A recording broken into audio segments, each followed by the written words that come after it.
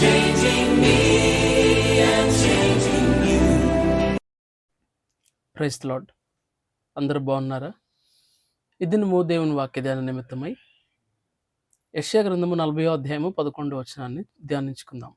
ఆయన తన గొర్రెలను కాపరి వలె నడిపించును, తన బాహువుతో తన మందను సమకూర్చి ఆయన తన రొమ్మున ఆనించుకొనును అనే మాటను మనం గమనిస్తున్నాం. దేవుడు మనకు ఏ విధంగా ఉన్నాడో, దేవునికి ఇవ్వబడిన పేర్లను గురించి మనం ధ్యానించుచున్నాం కదా.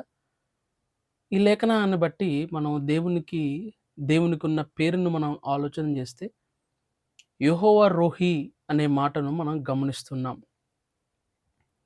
యెహోవా రోహీ అనే మాటకు అర్థం ఏమిటి అనంటే, దేవుడే మన కాపరి.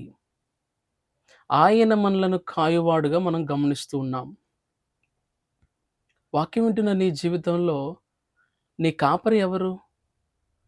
నిన్ను మేపేవారెవరు? నిన్ను సమకూర్చేవారెవరు? నిన్ను కాయువారెవరు? నిన్ను సంరక్షించేవారెవరో తెలుసా? దేవుడే. దావీదు భక్తుడు రాజైన సందర్భంలో, రాజు కాకముందు తను ఒక గొర్రెల కాపరిగా ఉండిన ఆ క్రమాన్నంతా కూడా జ్ఞాపకం చేసుకుంటూ, నా కాపరి యెహోవా అనే మాటను మనం గమనిస్తూ ఉన్నాం. యెహోవా నా కాపరి, నాకు లేమి కలగదు. ఆయన పచ్చిక గల చోట్ల నన్ను పరుండు చేయును, శాంతికరమైన జలముల యొద్ద నన్ను నడిపించును, నీతి మార్గములో నన్ను నడిపించువాడు ఆయనే. గాఢాంధకారపు లోయలో నేను సంచరించును, భయపడను, ఏ అపాయమునకు భయపడను.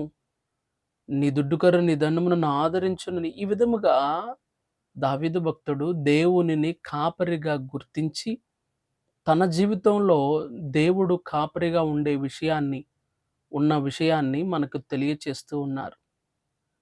వాక్యం వింటున్న ప్రియ దేవుని బిడ్డ, నీ కాపరి ఎవరు? యెహోవా రోహీ అనగా యెహోవాయే నా కాపరి అనే మాటను మనం గమనిస్తూ ఉన్నాం. యేసుక్రీస్తు ప్రభువారు కూడా ఆయన భూమి మీద జీవించినప్పుడు యోహాను సువార్త 10వ అధ్యాయంలో ఆయన కాపరియత్వము ఎలా ఉన్నదో, ఆయన తన బిడ్డలకు ఎటువంటి కాపరిగా ఉన్నాడో మనం గమనిస్తూ ఉన్నాం. నేను గొర్రెలకు మంచి కాపరిని, నేను ప్రాణం పెట్టడానికి ఈ లోకానికి వచ్చాను అని యేసుక్రీస్తు ప్రభువారు ఆయన ఈ లోకానికి ఎందుకు వచ్చారో ఆ కారణాన్ని మనకు తెలియచేస్తూ ఉన్నారు ప్రియులారా. వాక్యం వింటున్న ప్రియ దేవుని బిడ్డ, నీ జీవితంలో నీ కాపరి ఎవరో యోచిస్తూ ఉన్నావా? యెహోవా రోహీ అనగా యెహోవాయే నా కాపరి అనే విషయాన్ని మనం గమనించవలసిన వారమై ఉన్నాం. నీ జీవితంలో దేవుడు నీకు కాపరిగా ఉన్నాడో లేదో ఆలోచన చేద్దాం. మన కాపరి మనకేం కావాలో మనకన్నీ తెలుసు. ఆయన సంరక్షించేవాడుగా, పోషించేవాడుగా, ఆయన మనల్ని మేపేవాడుగా, కాచేవాడుగా, కాపాడేవాడుగా, తన రొమ్మున ఆనించుకునేవాడుగా మన కాపరి ఉన్నాడు. కనుక మనం అధైర్యపడాల్సిన పని లేదు. మనము బెదరాల్సిన పని లేదు. మనము జంకాల్సిన అవసరత లేదు. వాక్యం వింటున్న మన జీవితాల్లో ఆయనను మన కాపరిగా చేసుకొని మనం ముందుకు కొనసాగుదాం. ప్రార్థన. పరిశుద్ధాత్మ దేవునికి వందనాలు, స్తోత్రాలు.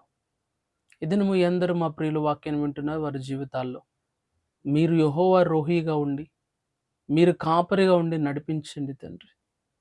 బోధకుడుగా కాపరిగా ఉండి పోషించి, సంరక్షించి, మీ రొమ్మున మమ్మలను ఆనుకొని ప్రభువా, మీ రొమ్మున మమ్మలను ఆనించుకొని, నీకిష్టమైన గొర్రెగా మేము ఉండగలిగినట్లుగా నీ కృపను దయచేసి, మీరే ప్రభువా మాకు కాపరిగా యెహోవా రోహీగా ఉండి మహిమ పొందుకొనమని యేసుక్రీస్తు నామమున అడిగి వేడుకున్నాను తండ్రి.